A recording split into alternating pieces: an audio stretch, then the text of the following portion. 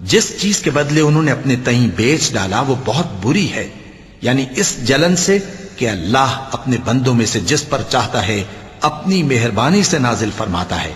اللہ کی نازل کی ہوئی کتاب سے کفر کرنے لگے تو وہ اس کے غضب بالائے غضب میں مبتلا ہو گئے، اور کافروں کے لیے ذلیل کرنے والا عذاب ہے۔ اور جب ان سے کہا جاتا ہے کہ جو کتاب اللہ نے اب نازل فرمائی ہے اس کو مانو، تو کہتے ہیں کہ جو کتاب ہم پر پہلے نازل ہو چکی ہے ہم تو اسی کو مانتے ہیں، یعنی یہ اس کے سوا اور کتاب کو نہیں مانتے، حالانکہ وہ سراسر سچی ہے، اور جو ان کی آسمانی کتاب ہے اس کی بھی تصدیق کرتی ہے۔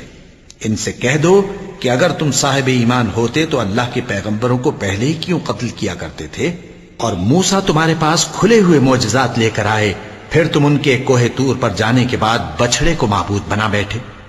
اور تم اپنے ہی حق میں ظلم کرتے تھے۔ اور جب ہم نے تم لوگوں سے پختہ عہد لیا اور کوہ طور کو تم پر اٹھا کھڑا کیا اور حکم دیا کہ جو کتاب ہم نے تم کو دی ہے اس کو زور سے پکڑو اور جو تمہیں حکم ہوتا ہے اس کو سنو، تو وہ جو تمہارے بڑے تھے کہنے لگے کہ ہم نے سن تو لیا لیکن مانتے نہیں، اور ان کے کفر کے سبب بچڑا گویا ان کے دلوں میں رچ گیا تھا۔ اے پیغمبر ان سے کہہ دو کہ اگر تم مومن ہو تو تمہارا ایمان تم کو بری بات بتاتا ہے۔ کہہ دو کہ اگر آخرت کا گھر اور لوگوں یعنی مسلمانوں کے لیے نہیں اور اللہ کے نزدیک تمہارے ہی لیے مخصوص ہے تو اگر سچے ہو تو موت کی آرزو تو کرو، اور ان اعمال کی وجہ سے جو ان کے ہاتھ آگے بھیج چکے ہیں یہ کبھی اس کی آرزو نہیں کریں گے،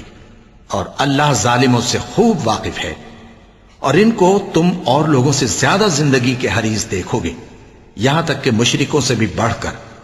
ان میں سے ہر ایک یہی خواہش کرتا ہے کہ کاش وہ 1000 برس جیتا رہے، مگر اتنی لمبی عمر اس کو مل بھی جائے تو اسے عذاب سے تو نہیں چھڑا سکتی،